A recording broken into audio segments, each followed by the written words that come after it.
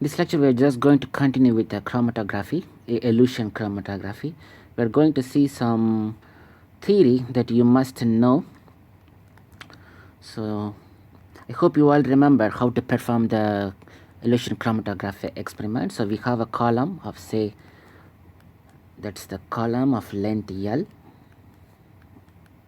and then just to say, like, we have some concentrated plug of our analyte, and then we are going to pass the mobile phase. And I said to you in the previous lectures, like, how the molecules tend to move. So inside your column, you are filling, the column is filled up with some particles, in specific silica particles. So try to remember whatever we learned so far. These are like very tiny particles. Say all these particles, say just for the moment they are spherical, and just assume their particle size may be, say, like a dp. Dp is nothing but the particle diameter. So once you supply your mobile phase, it will take your analyte, and then it will start to move through your column. And it's not going to take like a straight line from here to here and then reaching the column exit. This will never happen. So it's going to take some random movement, go to one particle, another particle, goes, and so on.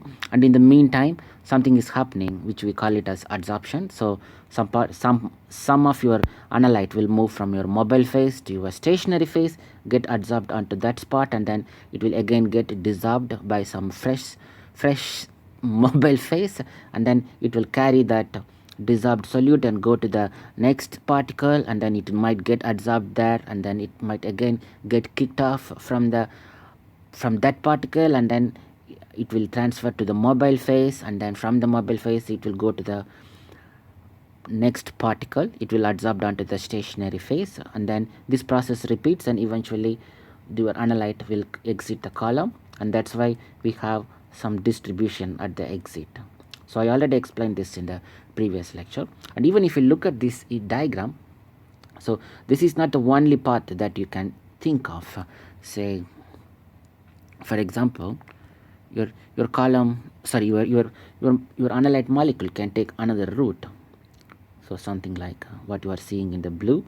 So, and even in this route, it's going to how do you call, we can see a series of adsorption desorption steps, and then eventually it reach the column exit, say at this particular point. And it might take another route, with another analyte molecule will take completely another different route, and then it will exit the column. Eventually it comes to the column exit, so it will reach the column exit. So that's why we have something like a Gaussian distribution at the end. So even if you start your experiment with a concentrated plug, you will get a distribution at the column exit. Your concentration will be distributed. So if you start with 100 grams per liter at the column inlet, you won't get that 100 grams per liter at, say, at particular time, 1 minute. You won't get that particular, at that particular point, that 100 grams per liter of your analyte. No, this will never happen. Rather, you will have a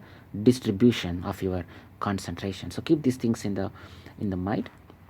So with this knowledge, what we are going to do is, like, we are going to learn about the chromatography chromatography theory. So this is really important. And then, so before going into theory, all you have to remember is, like, we have some silica particles, they have some diameter, and then there is some series of adsorption step, desorption step, which mean some molecules is moving from their mobile phase to stationary phase, and something is moving back from the stationary phase to mobile phase. And then we are going to add a bit of some more detail before explaining the chromatography theory. And then we know the column diameter, sorry, the column, how do you call it, the column geometry. We know the column definitely have some length, let's call it as L. And then in the previous lecture I also talked a bit about the number of theoretical plates. So this is something you should remember. So number of theoretical plates. So I also said the n should be, if the n is high, then the peak broadening will be, the resolution will be better. Resolution will be better will be the separation. will be the separation of molecules. So you must remember whatever we learned in the previous lecture. So I also showed you, like if you have this column and say your molecule is taking a different path, you have one adsorption step and then desorption step, go to the next adsorption step, dissolve, go to the next adsorption step, and dissolve, go to the next adsorption step, and then eventually it reach the column exit. So so this number of equilibrium steps happening within the column, just we can assume like each of those equilibrium step as one plate. So and then we call them as a theoretical plate. So this theoretical plate is something that corresponds to the number of equilibrium stages within the column. So if you think that you encountered say like 100,000 times adsorption and desorption step within that length of column, within the column length, say L, then the number of theoretical plates will be equal to this many numbers. So from that, this number, if you know the number of a theoretical plate, so there is no plate inside the column, so that's why we call it as a theoretical plate. So if you know the number of theoretical plate and if you know the length of the column, so we can calculate, from that we can calculate the height of that theoretical plate. Obviously there is no plate, but since we assume there is some theoretical plates and we know already the length of the column, from that we can easily calculate. So if you know the length and you just divide by the number of theoretical plates, so that should give some estimate about the height of the theoretical plate. Or if you want, we can rewrite like a number of theoretical plates will be equal to length of the column divided by height of the theoretical plate. So this is the column length and this is the height of the theoretical plate. Height of the theoretical plate. So obviously we know this height depends on the number of theoretical plates, but this height, it also depends on different parameters. So this height of the theoretical plate, or if you want we can say like the height of the theoretical plate, that defines the number of theoretical plates that you have. So higher the number of theoretical plate, so n is proportional to, let's call it as better the separation. So if the number of theoretical plates is higher, so better is the chances, or higher is the chance that you are going to separate two molecules within that column. So keep it that way.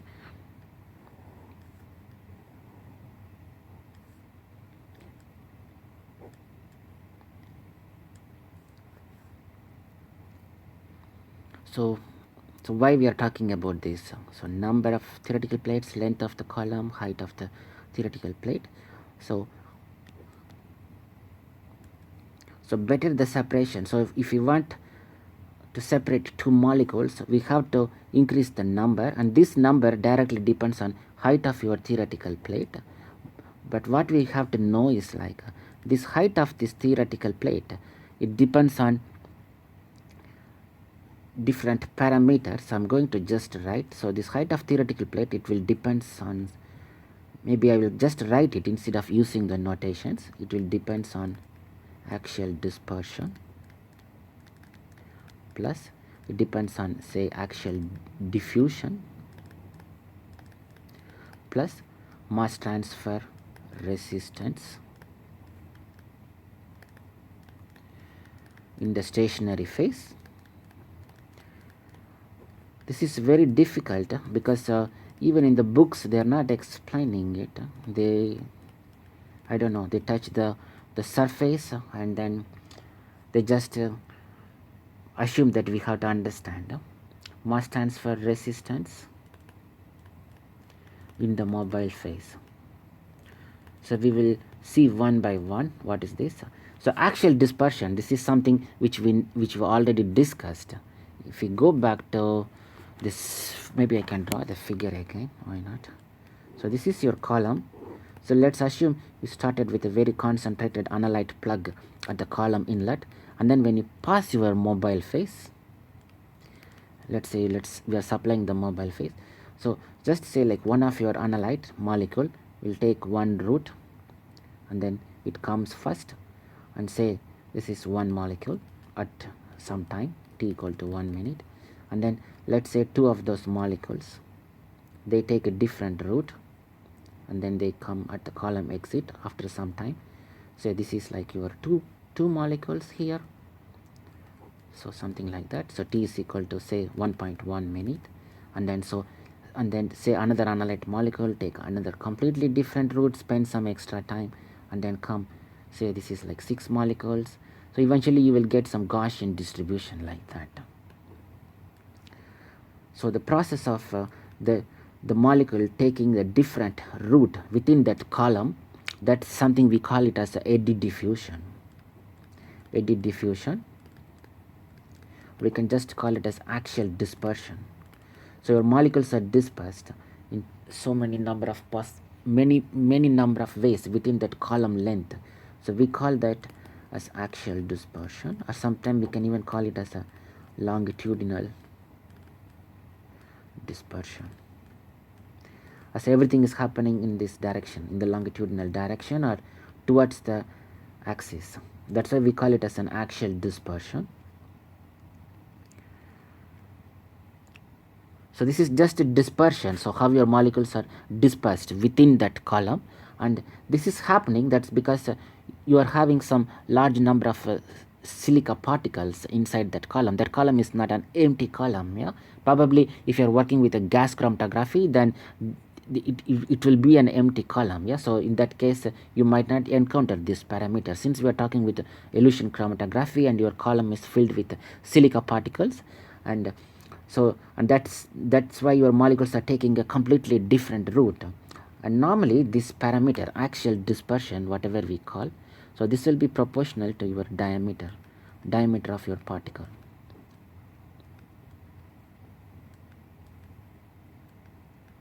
So if the particle higher is the particle diameter, then higher will be the chance of axial dispersion. So if you decrease the particle size, then you can decrease this number. So if you decrease the particle size, then you can decrease this term, axial dispersion. So that way you will decrease the value of h. So that way you can increase the number of theoretical plates, which means better will be your separation. So that's one trick. Yeah. So you have to make a column with a stationary phase with particles of size, maybe the smallest particle size, which means better will be the separation. And why is that? Because it's going to minimize the axial dispersion term, and which means you can decrease your h. If you decrease the h, automatically your number of theoretical plate will increase within that column. So this is something that you have to remember. And then the next term is something we call it as an axial diffusion. So normally they use some terminology like B by U. So B is something related to axial dispersion, and for axial diffusion and axial dispersion, normally they use the term A. So axial diffusion, what is that? We already learned this in the previous lecture. Say like if you have a concentrated plug which is moving towards the column exit, and your mobile phase is, you're supplying the mobile phase through the inlet of the column, and let's say this is the direction of your mobile phase and this is your column exit. And just assume this is the concentrated analyte plug at the middle of your column. So this column is going to diffuse on both the sides, because due to the concentration gradient. So in the back side of, so in this side we will have a fresh analyte, and in the front side of your column you have silica particles which is free of your analyte molecules. So which means the molecules will move from high concentration zone to low concentration zone due to diffusion. And the same things happen because this part of your column, please follow the pen, so is already free of your solute molecules, because we are always supplying a mobile phase which is free of your analyte or your solute molecules. So In this case, your solute molecules will move from this concentrated plug to the silica particle or your stationary phase, which is free of your solute molecules via diffusion. So this is something we call it as axial diffusion. Axial diffusion or longitudinal diffusion. Longitudinal diffusion. So, and this normally this axial diffusion or longitudinal diffusion, this is always or inversely proportional to the velocity, linear velocity of your mobile phase. So u is your linear velocity of the mobile phase. These theories are very tough, believe me. I might say it like it might look simple, but it's very tough, and it's also very difficult to understand if you read a book. It might kill your time if you try to understand. So you have to remember these things. So all you need is to think a bit, like, okay, why that could happen, what is dispersion, what is diffusion. For diffusion we need some concentration gradient. For dispersion all we need is some particle inside the column. That particle can kick the molecules to move in different route, and that's something we call it as axial dispersion. And this is something we need a concentration gradient. And even if nobody is pushing the molecules, if there exists a concentration gradient within the column, then the molecules will move from high concentration zone to low concentration zone. So these are the basic things you have to you can even imagine. Yeah, for that we don't even have to think about theory. These are something that should come to our mind automatically. And then the third term is called as third term, yeah, mass transfer resistance in the stationary phase. So if we go back to this equation, so we already talked about axial dispersion. Let's change color. So we already talked about axial dispersion, and we already talked about axial diffusion as well. So now we have to think about mass transfer resistance in the stationary phase. So what is that? So you already remember whatever happening inside this chromatographic column is adsorption, a series of adsorption and desorption, adsorption, desorption, adsorption, desorption, which eventually dictates your number of theoretical plates. Yeah? So keep that thing in the mind. So what happens in adsorption is like forget the column for the moment. So just assume you have some, how do you call it? Let's say it's like a beaker, and then you have your analyte dissolved in some solvent, suitable solvent, or maybe analyte plus your solvent, and then just assume you added one silica particle. So once you added this silica particle, it will immediately form a liquid film around that particle. Yeah.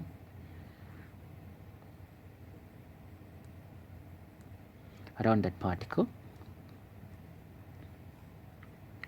So what happens is like, so this is your silica particle, and then you have some liquid film. So your analyte molecules, say just let me put some blue color, maybe pink, whatever. So this is your analyte particle. So it will move, it will come to your film, and then only it will, your film will offer some resistance. So it will not directly jump from your bulk solution directly into your silica particle, and then eventually it should also travel into the pores of your silica particle, and then it will get adsorbed onto the surface of your silica particle. So there will be some resistance to the mass transfer. So it's something we can call it as a mass transfer resistance. You can call it as a mass transfer resistance to the stationary phase. So this is something you have to remember.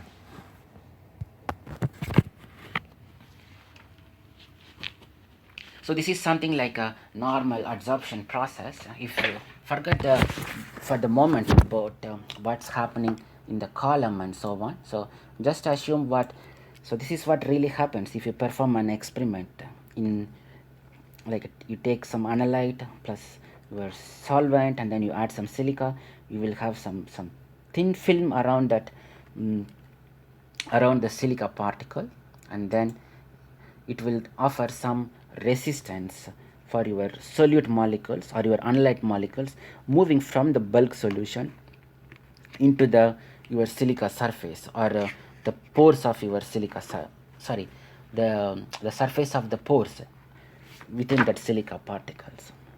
So if you check the first lecture of this chromatography, I said to you how the silica particles will look like. It will have lot of pores, and that pores will be bounded by some surface.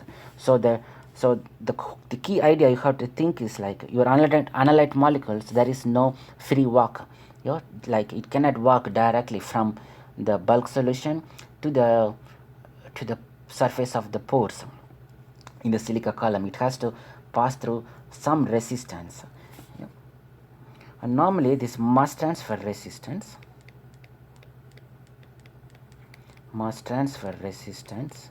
to the stationary phase or in the stationary phase is proportional to the diameter of your film whole squared multiplied by the linear velocity. So it depends on the film thickness. If the film thickness is more, then the mass transfer resistance will be higher, so which means you are going to increase your H value. So this is something like H is a function of, also a function of this value, mass transfer resistance to the stationary phase, and that is proportional to your film thickness square multiplied by U. So people did some experiment, and then they figured it out. This value is proportional to df whole square multiplied by your linear velocity. So what is that? If the thickness is high, then automatically your height will increase, so which it's going to, the height of the theoretical plate will increase, so it will decrease the number of theoretical plates, and so which means your separation will become poor. So if the height increases,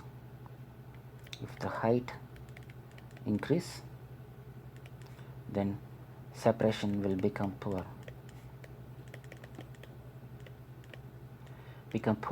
And why is that? Because if the height increase, then n will decrease. So always remember, even in the exam, if I ask you something, or keep some objective type questions, if you remember this one word like the number of theoretical plates, that all higher that number, better will be the separation of the molecules. So we have to do everything in order to increase the number n. So now we know that if the film thickness is big, then the mass transfer resistance will be higher. So in that way, your height will increase, and that's not a good news for separation. So I think this is fine, I think. And then what's the other fourth parameter which is missing?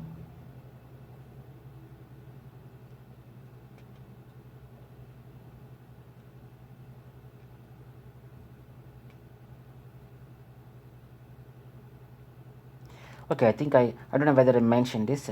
Axial diffusion is inversely proportional to linear velocity. So what does that mean in the second terminology? I forgot to mention this one. So what does this mean? Like if we increase the linear flow rate of your mobile phase, then automatically we will decrease the axial diffusion. If we decrease the axial diffusion, your H will decrease, which means your number will increase, which is a good news. So but if you decrease the linear flow rate, then automatically you are going to increase the axial diffusion, which means you are automatically going to increase the height, and that's not a good news. Your number of theoretical plate will decrease. So keep those things in the mind. In this case, axial diffusion is inversely proportional to your linear velocity, linear flow rate.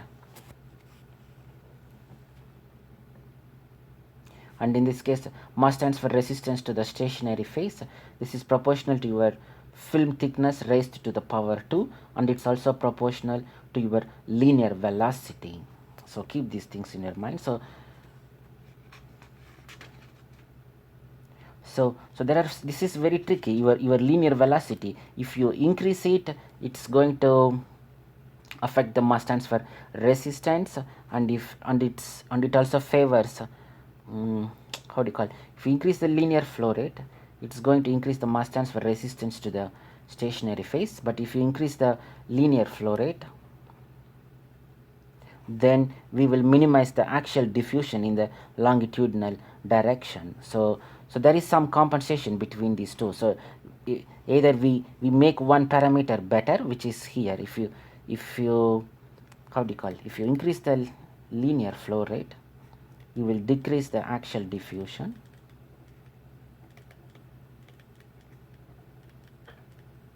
So this is good because it will automatically increase the number of theoretical plate, but at the same time your mass transfer resistance will increase. Your mass transfer resistance will increase, and it's going to decrease your number of theoretical plates. So that's not a good news. So that's how it works theoretically.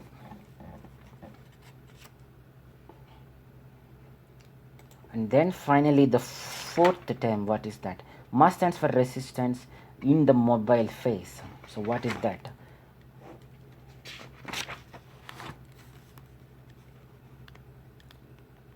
So mass transfer resistance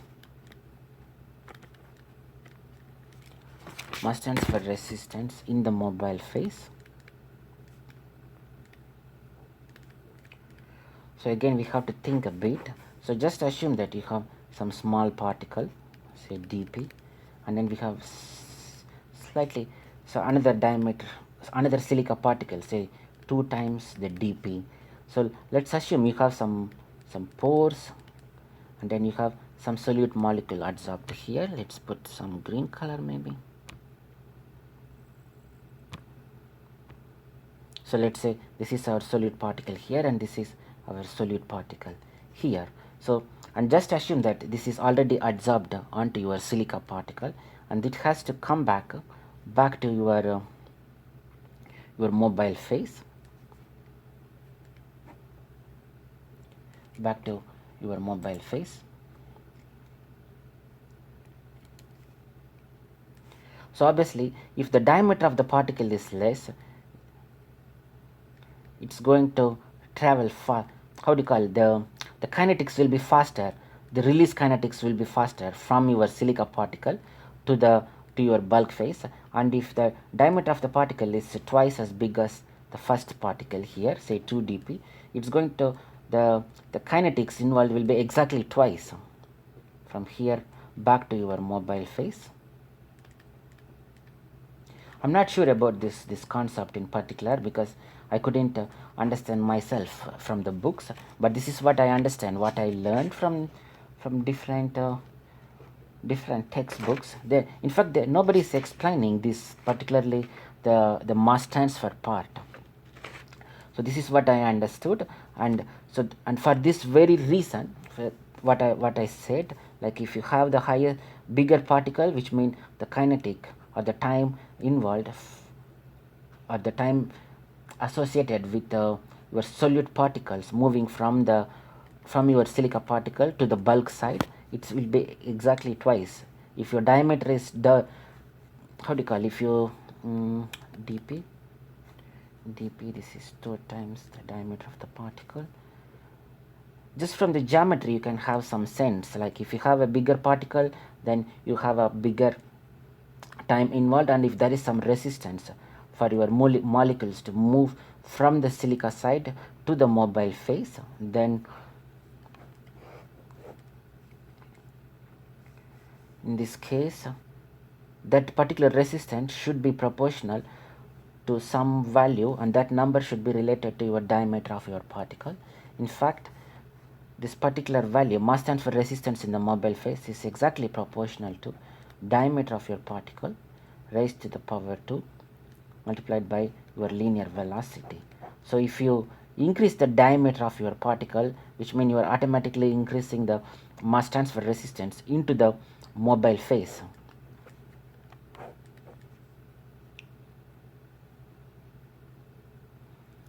So which mean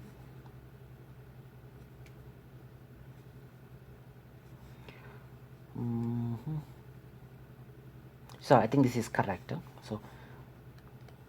So your particle, if you increase the particle diameter, so you are going to increase the mass transfer resistance in the mobile phase, and that's going to increase your H value, and which if your H value increase, then your N value will decrease. If your N value will decrease, and that's not a good news. So keep these things in the mind. So at the end, now we can summarize all the things that we know. So H, so this is the theory. They use this terminology is A plus B by U plus CSU plus CMU. So A is nothing but your axial dispersion. That's what we discussed. B by U is something related to your axial diffusion. And CSU, this is something related to mass transfer resistance in the mobile phase. Mass transfer resistance in the mobile phase. In the mobile phase. And CMU, sorry, in the stationary phase. In the stationary phase. And CMU is related to mass transfer resistance in the mobile phase. So, and then A is proportional to your diameter of your particle, B by U is proportional to 1 by U, or and then CSU, this is proportional to diameter of your film multiplied by your linear velocity, and CMU, this is proportional to diameter of your particle raised to the power of 2 multiplied by U. So why are we learning this theory? So this theory will tell some or give you some clue, like if you want to have a better separation, we have to have a higher number of theoretical plates, which is N, and the number of theoretical plates depends on height of the theoretical plate, and then the height of the theoretical plate depends on so many parameters. That's what we learned so far. So if we know to adjust the height, or if we know to play with the process parameters, also if we know how to design the silica column, or if we know to change the diameter of the silica particles that we fill inside the chromatography column, then we know how to adjust the height of the theoretical plate. And if we know how to adjust the height of the theoretical plate, then we automatically know how to adjust or alter the number of theoretical plates. Yeah, so nobody knows what's the number of theoretical plates. It is our job to find this value. I already explained you how to get this value from the peaks from the chromatography. You perform an experiment, column chromatography experiment, from that you get a peak, you know the retention time, and from that I already showed you in the previous lectures how to get the number of theoretical plates. So from that you can also calculate the height equivalent of the theoretical plate. So but you should also know how the height of the theoretical plate will vary, so that when somebody asks you, do you know how to improve the column efficiency, for example, I will so column efficiency is nothing but your number of theoretical plates. So that's how you have to think. So if someone asks how to increase the column efficiency, okay, I will think about the number of theoretical plates, which I know how to calculate by doing some simple experiment. And if I need to improve the number of theoretical plates, I even know how to do that. Either I can increase my flow rate, I can decrease my flow rate.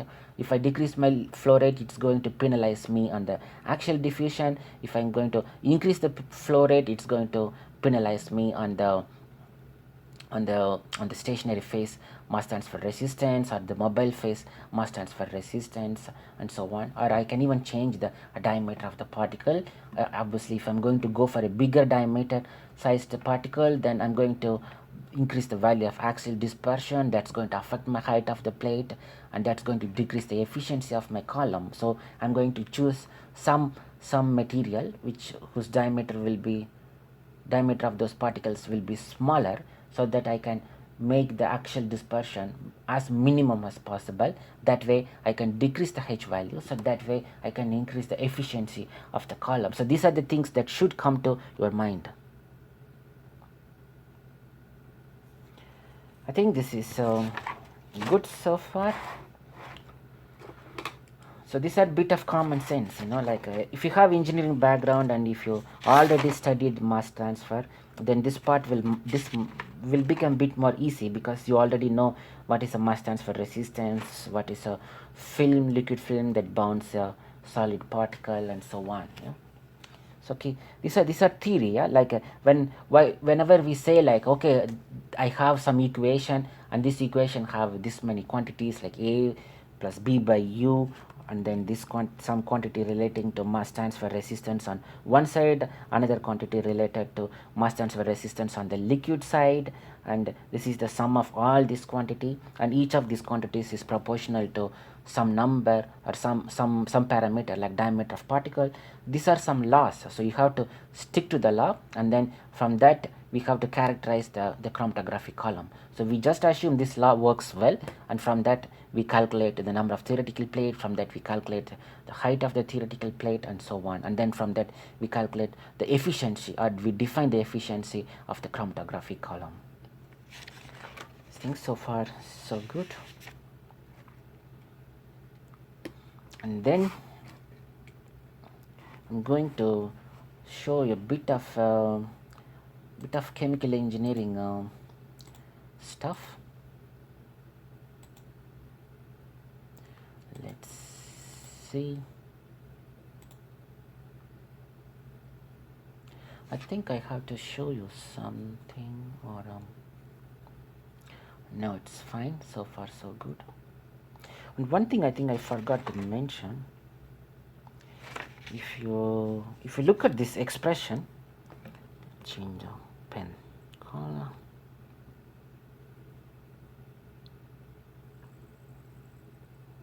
If you look at the expression here, H is equal to A plus B by U something. If you see here, you have this linear velocity in all the three parameters. In the axial diffusion, mass transfer resistance, and in the stationary phase, mass transfer resistance in the mobile phase. But you will not see that the linear velocity with axial dispersion. So what it states is like your linear velocity. So if you have a column like that, so you have your concentrated analyte plug in the inlet, and then say like say your linear velocity, say like 1 meters per second, just for example, and then your analyte will take some path and then come out, and then another analyte molecule will take a different path and then comes out, another analyte molecule will take completely different path and comes out. Eventually you are going to get a Gaussian distribution. But even if you start with u is equal to 2 meters per second or 3 meters per second, this axial dispersion coefficient is not going to be affected. So your molecules might take those different paths, and that will be dictated only by the size of the silica particle or size of the stationary phase, and not by the linear flow rate. So this is something I forgot to mention. So you might expect some objective type questions on this line. I just want to know how much you understand this topic.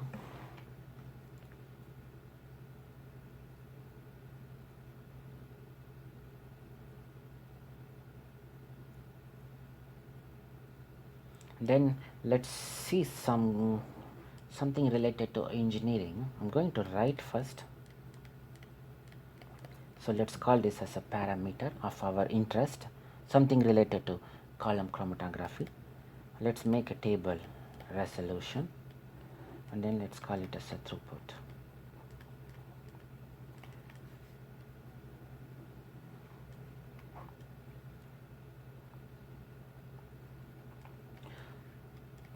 So this is like throughput means like how much we separate, how in terms of mass or in terms of volume. Yeah, like you start with say like 1 liter of a solution that contains compound A plus B, and if you manage to separate 1 liter of those the how do you call one say 1 liter of some solution that contains two compounds, and we manage to separate A plus B of in say like 1 minute, and then let's say it's like the throughput value is higher, and if we manage to separate them maybe after 1 hour, which means our throughput value which is lower value. Yeah? So this is something industries look at.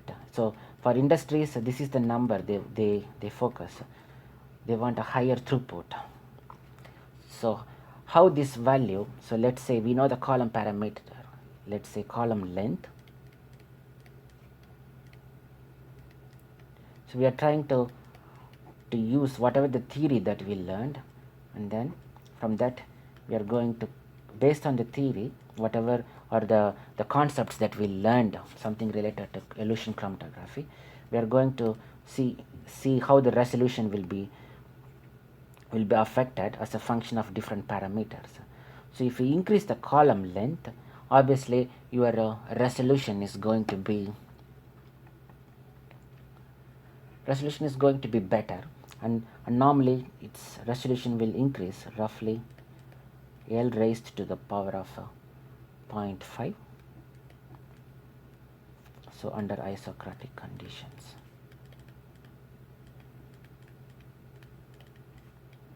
So isocratic conditions, so what does that mean? Isocratic means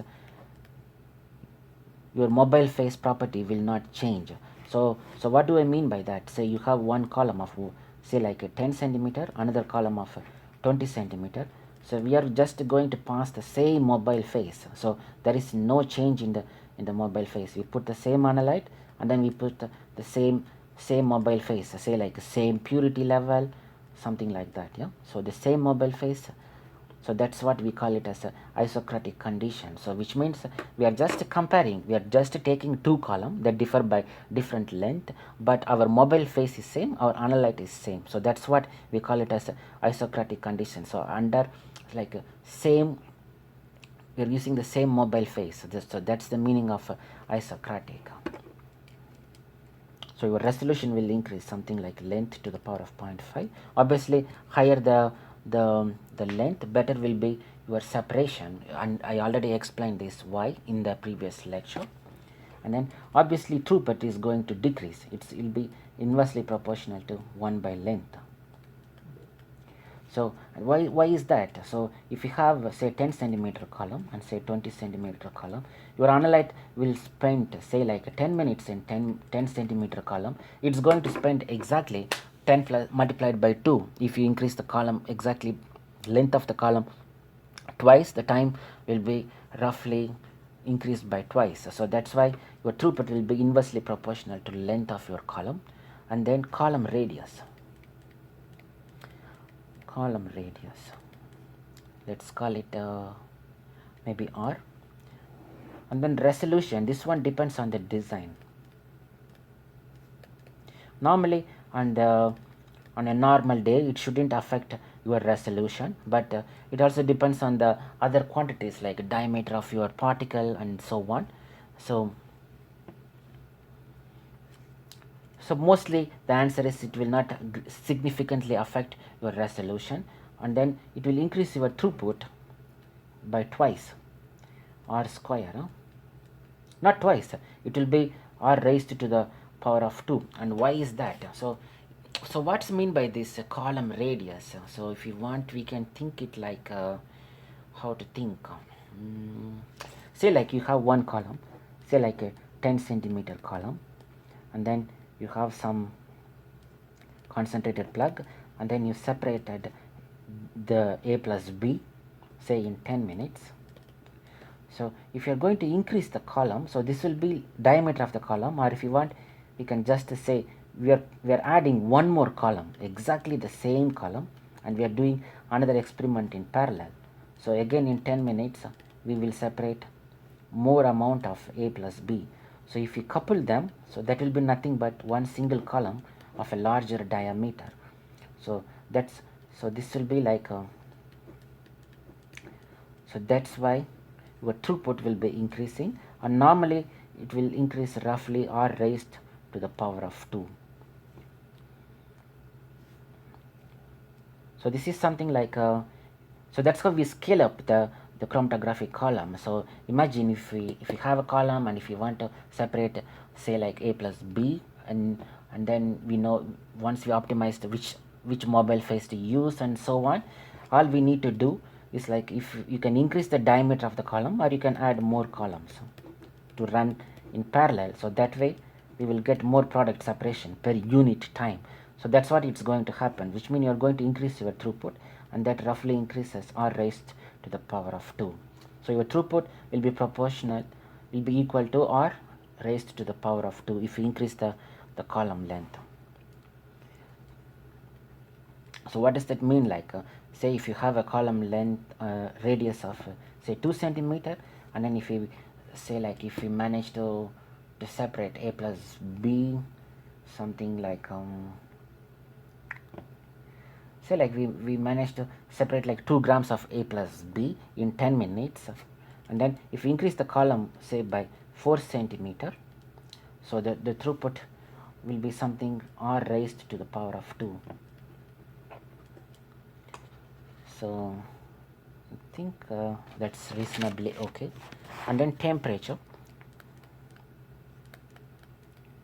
so temperature T. So if you remember this, the equation H is equal to,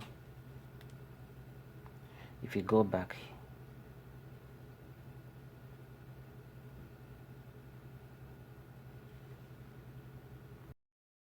to this expression, you have this mass transfer resistance in the stationary phase, mass transfer resistance in the mobile phase. Normally the mass transfer resistance we can decrease by increasing the temperature. So normally your temperature should favor mass, which means it should favor the mass transfer, and or in other words, it will decrease the resistance to the mass transfer. It will decrease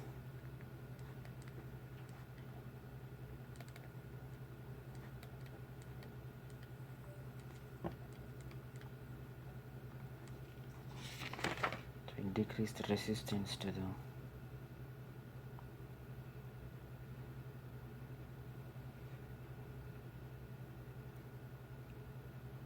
the mass transfer. So that's a good news.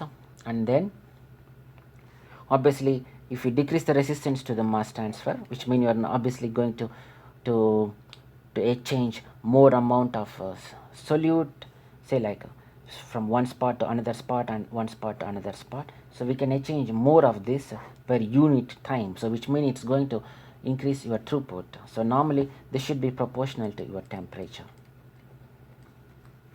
And then your viscosity,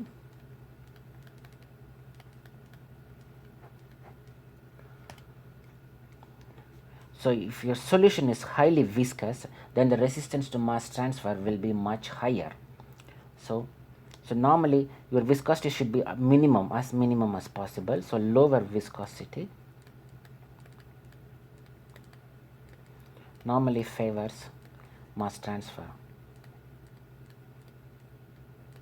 So mass transfer is like moving from one phase to another phase, and if there is a bigger resistance, then this transfer will be up.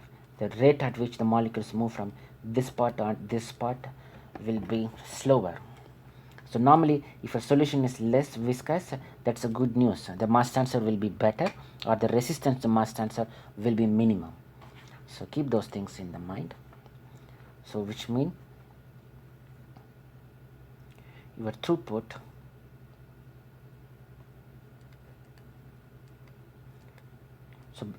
will be higher if the viscosity will be lower. So that's why we have an inverse relationship.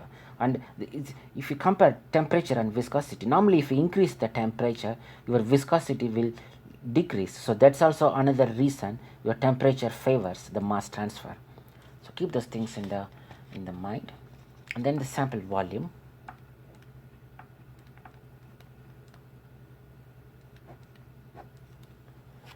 sample volume. So okay, this is directly proportional to your volume, your throughput, how much volume you supply. So that's what it's going to come out of your column. So it's not going to change anything because your column property is not going to change. It's all you're going to do is like you're just increase your sample volume. And about the resolution, this is something tricky. So how do you say, like, imagine if you have a column and then if you put a very concentrated plug, then it might affect your,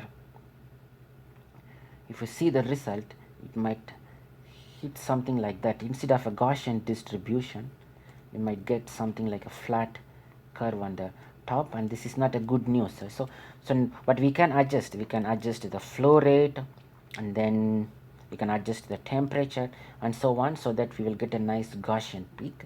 So anyway, it depends on the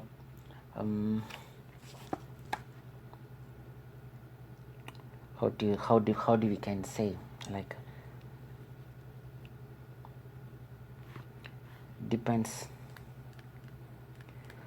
on the process conditions, or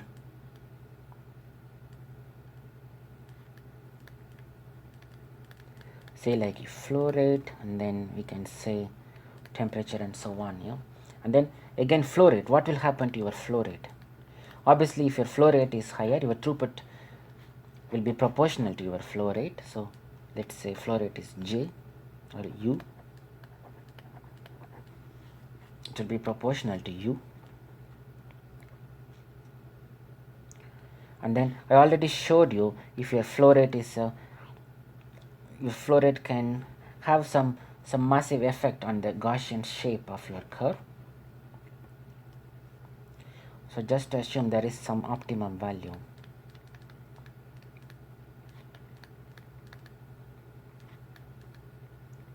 If your flow rate is too fast, then it's going to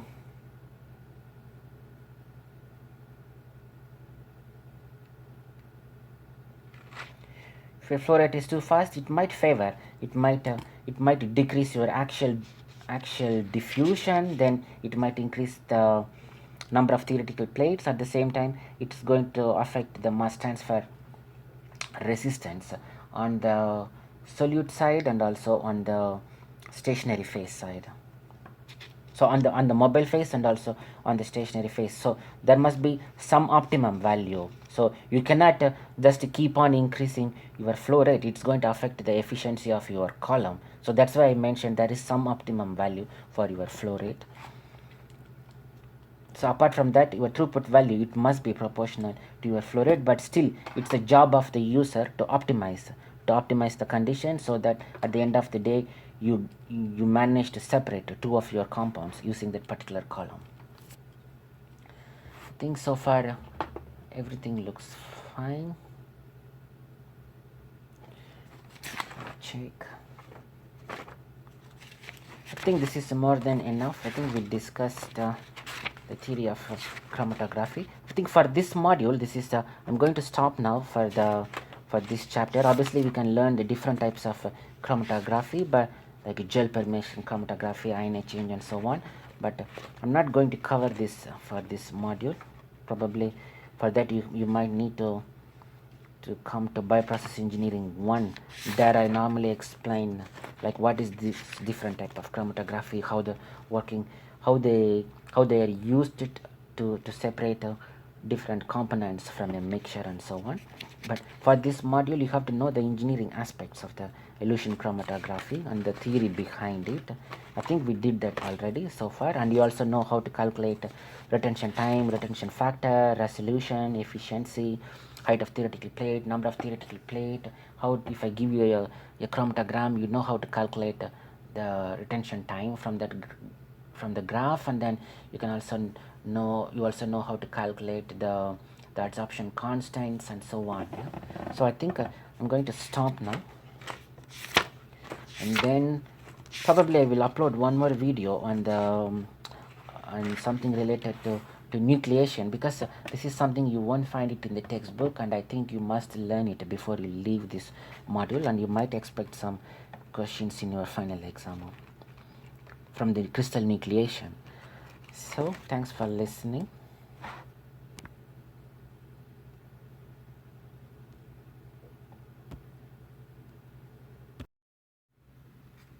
I forgot to mention something really important that you should know, like what are the some key advantages and some limitations of chromatography. It's like the first thing is very low energy consumption.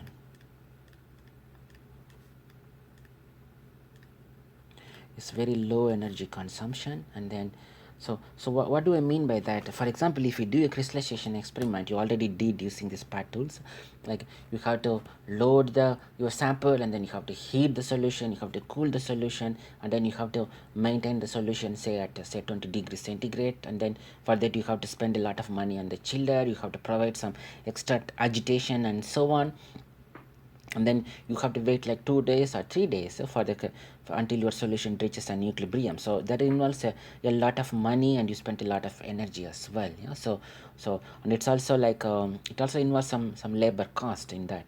So in that way, chromatography is very simple. All you need is one column, and then you spend money just to pump your mobile phase from one side of the column to the other side of the column, and the separation will happen by itself, and it will be dictated by what we learned so far, like the number of equilibrium steps that's happening inside your chromatographic column. And then the biggest advantages is like if even if your compound contains n number of components,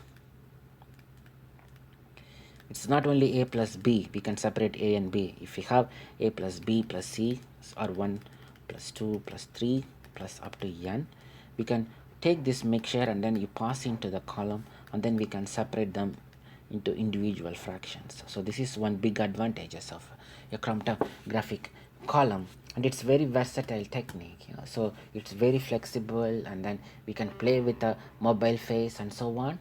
And so it's a very cool technique and very easy technique to implement. And even once you have this theoretical knowledge, you need the theoretical knowledge to understand the properties of the column, to check the efficiency of the column, and to interpret the data and so on. But as such, to separate something, you don't even have to have that theoretical knowledge. If you give someone who don't know anything about chromatography, we just give them the set of protocols, they will do the job for us. So it's that simple. The main my the and it is expensive when it comes to the column material, yeah? And then also the packing cost. You have to pack the column in a very precise way. Yeah? There shouldn't be any air pockets or anything. So the packing cost, and this is the only expensive part. And then the other thing is like your mobile phase consumption. So we are supplying the mobile phase constantly, which is nothing but some pure solvent normally, or a pure solvent mixtures. So which means you have to constantly pumping the pure solvent, so that until we manage to separate all the compounds. So which means we are consuming a lot of mobile phase, and if the mobile phase is expensive, then the whole process will become expensive. But that is okay, because the chromatography can do especially when the separation is very difficult. Say like you have two compounds, they look identical, and say this is A and this is B, and B contains one extra hydroxyl group. Separation of this type of compounds will be extremely difficult using any technique. For example, crystallization, it will be very difficult. But even for this type of compounds, chromatography works beautifully. So this is one big advantage. Even for chiral compounds, chiral molecules, chromatography works extremely well. And then normally when we go for chromatography, is like when we need a very high purity. When we need 100% purity, people go for column chromatography. Yeah. And then especially this is ideal if you have if you are dealing with a low sample volume, then chromatography will be a perfect technique. And then also it's ideal for heat sensitive compounds. So say like a protein molecules, for example, they are they're vulnerable to temperature. They are for example, enzymes are, again, they are protein molecules. So at high temperature they will defold, and then it will lose its structure, and then it won't do the any more job of an enzyme. So even for those type of molecules, we can use the chromatography, because chromatography works well even at a room temperature, so we don't have to raise the temperature of the column, and then still it will separate those heat sensitive materials. So in that way chromatography is an excellent technique. Obviously it is very expensive if you have to deal with a large volume, yeah, because you have to install a lot of mm, you have to use many columns, or you have to increase the diameter of the column, as we learned now, and that will become more and more expensive. Yeah, so these are some of the practical advantages plus maybe practical limitations. I wouldn't even call it as a disadvantage, because chromatography is extremely powerful purification technique. If you need something with 100% purity, you can close your eyes and say, I will go for a chromatography. Yeah, if you're a rich guy, then I mean, if you have money to invest in a chromatography process, why not? Yeah, if the goal is to 100% pure compound, then we can go for this technique. Yeah, thanks for listening. I think I'm not going to discuss anything more about this topic of chromatography for this module. I will post one more video, as I said, like on nucleation. I will show how to do the calculations using Microsoft Excel, and then from that we will calculate the nucleation rate. Before that, I will also tell how we get the nucleation rate in the lab, because if you open a textbook and then if you go to this crystallization chapter, in most of the textbook they always say like, oh, we crystallized some compound and this is the nucleation rate, and then they put some big number like 10 and then 5 zeros after that, and that's the nucleation rate in our system. From that you have to calculate the other parameters like your surface energy and so on. So I'm going to show how to get that big number from the in the lab, so that way it's you will feel better. You will know what do you mean by a nucleation rate from an experimental viewpoint, and from that you will also calculate some crucial parameters like the Gibbs free energy, which we already discussed in our crystallization lectures, and then we will also calculate surface free energy. These are some parameters that we cannot measure experimentally precisely, but we can get it theoretically. So that's what we are going to learn in the next tutorial, I will say, and that's it. After that I will finish this module for this semester. So thanks for listening.